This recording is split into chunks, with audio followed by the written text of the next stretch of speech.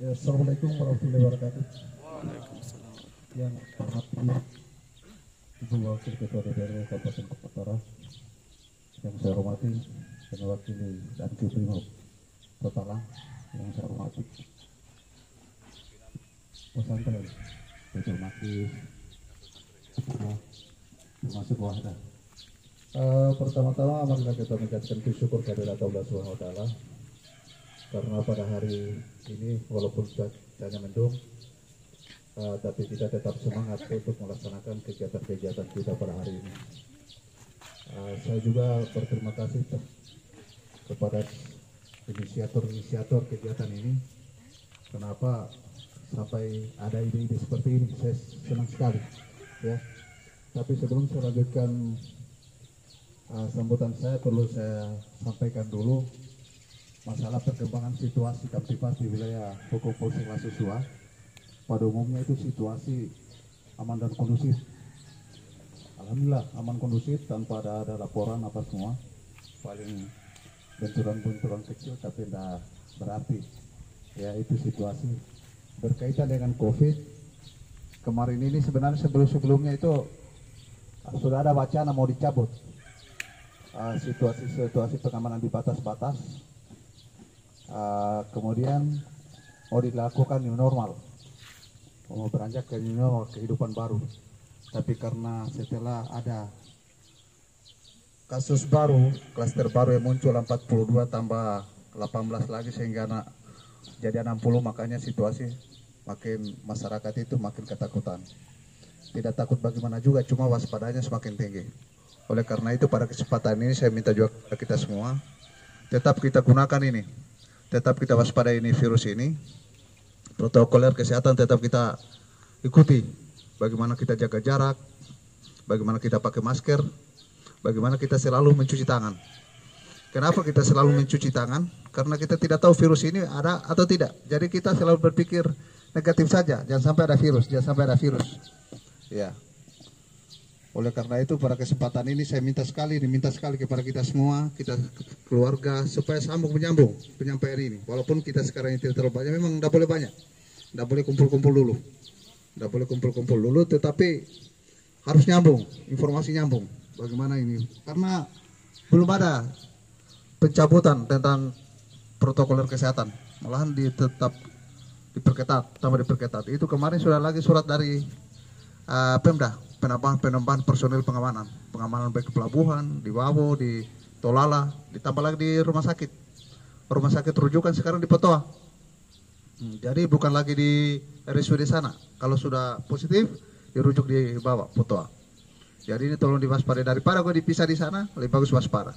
Kenapa? Di sana itu sudah sendiri, sepi, tidak ada jaringan. Ya memang agak susah. Yang berikutnya Bapak Ibu sekalian, perlu juga saya ingatkan di sini. Tolong dimengerti dengan keadaan kesehatan ini, protokol kesehatan ini, karena banyak ada masyarakat yang tidak mengerti sehingga menolak apa yang dilakukan oleh kesehatan. Contohnya misalnya ada penjemputan untuk mau di swab, mau di rapid, nggak mau, menolak. Mau dijemput untuk diisolasi, nggak mau. Jangan. Itu sudah yang terbaik, dan bukan daerah kita saja, seluruh Indonesia, dunia seperti itu. Ya, oleh karena itu saya minta semua ini, pada kesempatan yang hadir ini, agar ini menyambung menyampaikan pentingnya kita menjaga diri berkaitan dengan COVID-19 ini. Itu masalah situasi yang ada di wilayah kita sekarang ini. Dan ini jangan dijadikan juga fitnah, ya, fitnah kepada yang sudah positif. Enggak, siapa saja yang kena. Kemarin itu Pak Camat sampaikan saya, Pak, aduh, istrinya juga sekjam positif. Ya nggak apa-apa, memang tidak pilih siapa ini. Memang kalau misalnya dia kena, ya mau dia apa kena, tinggal kita obati. Bagaimana langkah-langkah pengobatan seperti itu. Yang berikutnya berkaitan dengan penaburan benih ikan tawar hari ini, saya mulai dari tadi malam saya sampaikan Pak Ustaz, saya bilang saya setuju sekali. Saya menyambung positif, saya bilang kegiatan ini. Kenapa? Karena sekarang ini awalnya itu di Polres mana di Jawa itu ya, di Polres di Jawa itu Pak, dalam menghadapi COVID-19 ini, mereka itu di sekitar Polres itu, Di sekitar Polres dibuat itu ember. Ada kangkung, habis itu ditaburi benih ikan-ikan di situ, bak-bak dibuat, Pak. Habis setelah itu pipa-pipa, bambu-bambu dibuat untuk tanam sayur-sayuran. Kenapa? Karena mereka tidak ada lahan untuk menghadapi ketahanan pangan. Mereka buat. Hasil temuan itu sampai di sini. Dilaporkan ke presiden. Presiden setuju sekali. Ya, setuju sekali untuk bagaimana kita buat kampung-kampung tangguh untuk ketahanan pangan. Ketahanan pangan untuk apa? Karena seperti yang dijelaskan tadi, bahwa memang ini bukan selain untuk misalnya untuk kita makan sehari-hari, juga bisa kalau misalnya berkembang kita bisa budidaya bisa dijual misalnya, dapat meningkatkan perekonomian kita. Cuma kadang-kala kita selama ini ada kesalahan berpikir, mindset kita itu salah. Apa salahnya sebelum berbuat itu, ini mau jual berapa, untung berapa? Itu ada kesalahan berpikir kita, mindset kita. Padahal sebenarnya kalau itu pertama kita berpikir dulu ini sebagai mainan saja untuk mengisi waktu lowong. Ternyata dalam perjalanannya misalnya bisa berkembang. Itu di Polres sudah berapa ribu itu, Pak, yang ditabur itu benih ikan tawar di sana. Luasnya itu di samping Polres. Ditanam ubi, ditanam pisang itu di Polres. Padahal di Polres itu tidak ada itu. Siapa saja yang mau bisa ambil di situ, Pak. Cuma yang kadang-kala banyak juga yang orang setengah mati merawat, ada juga setengah mati memancing. Iya, banyak setengah mati memancing, Pak, dia ambil hasilnya. Tapi sejak ini ada program ketahanan pangan ini, mulai dijaga hari-hari dikasih makan itu. Oleh karena itu, Bapak Ibu sekalian, kenapa saya bilang sampo positif? Karena ini dikembangkan terus, Pak, dikembangkan terus. Kenapa kita memanfaatkan lahan-lahan yang ada?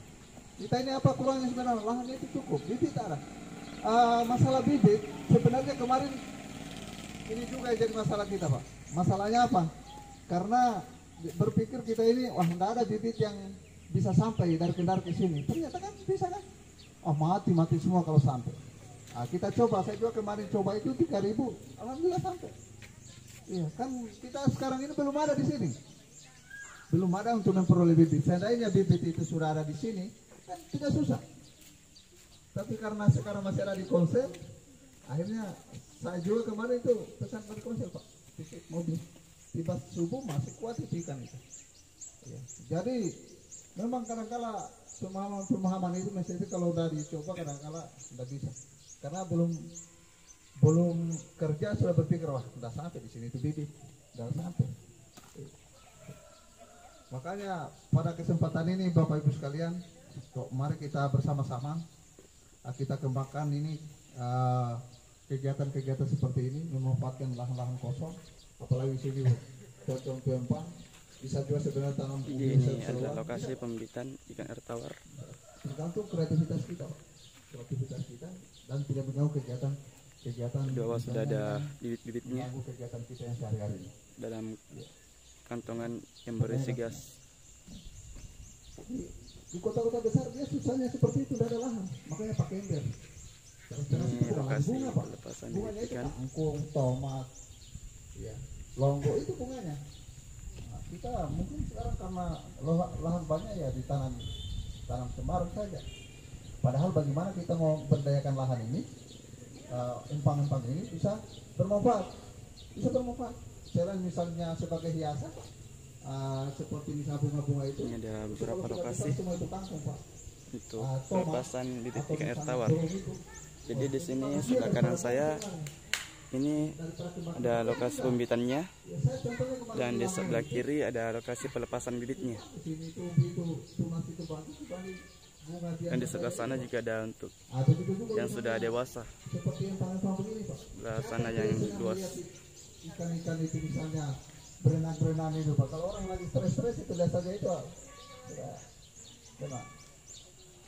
Itu mungkin yang perlu saya sampaikan. Yang terakhir yang saya sampaikan siang ini. Oke lah, hari ini Pak kita buka ini bisa penaburan ini bibit. Ini masih makan waktu panjang, Pak. Iya. Ini harus didorong dengan semangat ingin memelihara, ya. Kalau ada pun misalnya ada yang banyak yang Pak, yang monitoring, ada yang ambil Pak, disampaikan saja di kantor supaya kita ikat dia. Ya. sama yang ambilan itu aki-aki di jalan bypass sana. Dipikir kenapa mati semua ini lampu jalan ini, ternyata akinya diambil, Pak. Itu aki harganya 3.600.000 sampai 6 jutaan, Pak. Dijual berapa, Pak? 200.000. Iya, dijual 200.000. Tapi alhamdulillah orangnya sudah ditangkap. Ada berapa orang di Polsek 3, di Polres juga ada. Itu bukan semua, Pak, orang-orangnya.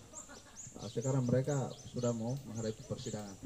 Intinya kalau misalnya ada kejahatan-kejahatan kita tindak, Pak. Tidak ada kompromi. Itu saja yang kami sampaikan, kurang lebihnya mohon dimaafkan. Wabillahi taufiq wal hidayah. Wassalamualaikum warahmatullahi wabarakatuh.